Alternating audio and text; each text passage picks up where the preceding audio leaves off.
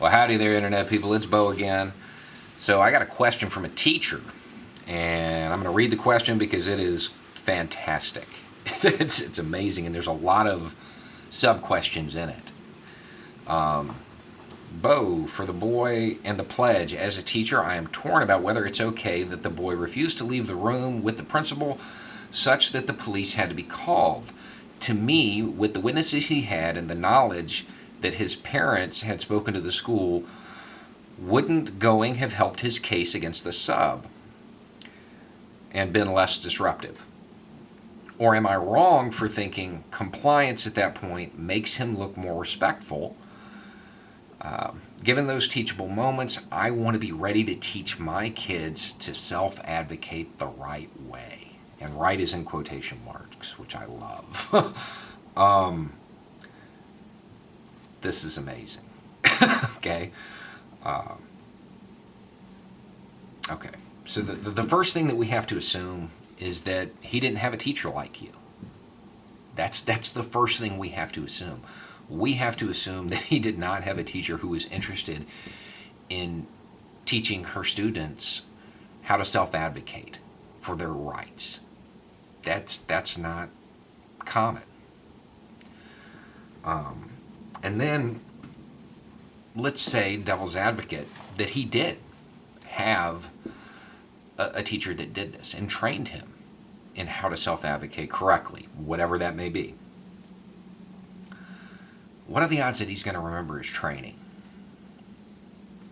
I don't know that it's fair to think that an 11-year-old boy would remember his training.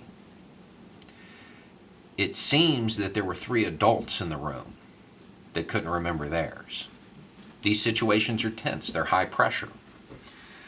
Now, as far as what the right way to self-advocate is, I can throw you in a room with activists who are on the same team, believe in the same cause, and you can watch them slaughter each other over this question. I personally don't think there is a right way. I believe in diversity of tactics. You do whatever is most effective. There's no template.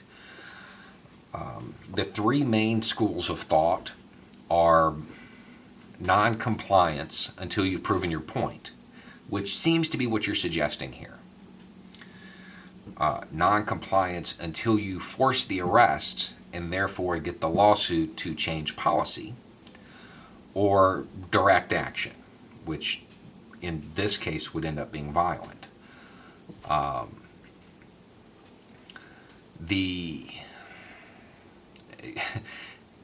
have to assume, I'm going to go out on a limb here and say you're in a public school. I don't think this is your teachable moment. Number one, it's too complex. You know, they're going to get this once. It's not going to be reinforced. It's not part of the curriculum. So you got to give them main ideas. The other reason I really don't want you doing it is because we need you in the school system, not the unemployment line.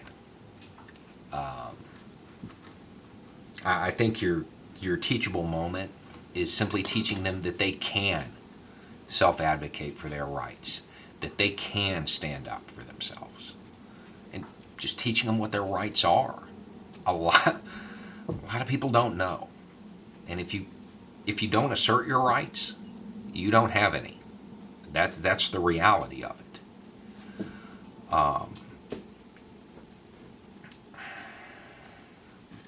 But I want to thank you, and oddly enough, I want to thank Lakeland PD, because this question made me realize something. People like me, one of the things we preoccupy ourselves with is how do we create the next generation of people that will look at an injustice and say, no, not today. How do we create that? It wasn't until this message that I realized we don't have to. Organizations like Lakeland PD are going to do it for us.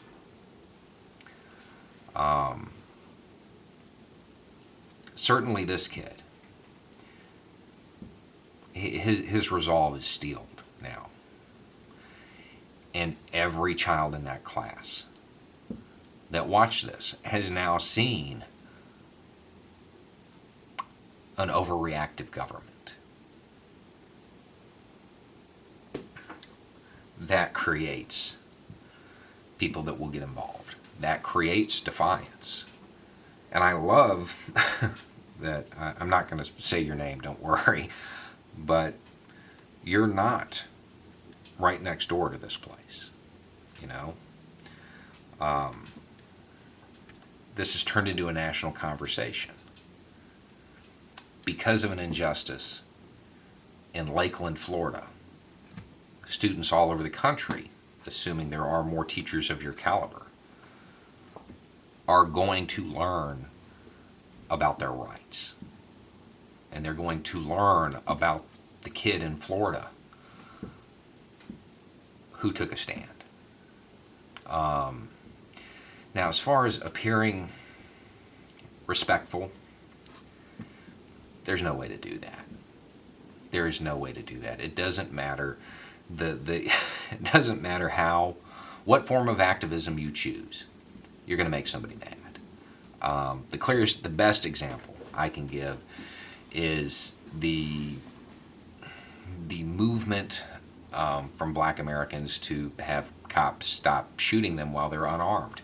Seems like a pretty basic request, you know. But, you know, don't stand in traffic. Don't sit down during a song. Don't hold a sign. Well, don't petition. Don't give speeches. There's always going to be somebody that's going to say whatever you did was wrong. The question is, was it effective? Most activism is about drawing attention. Sometimes being a little disrespectful is the way to do that. Sometimes it's not. It's a real gray area. And like many things of value, you determine your own level of involvement. You determine how far you're willing to take it. The individual does. What those kids need from you is to just let them know that they can.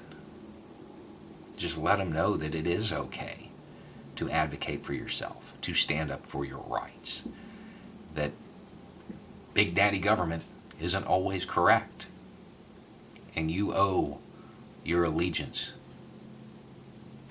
to nobody except those you want to give it to. Anyway, it's just a thought. Y'all have a good night.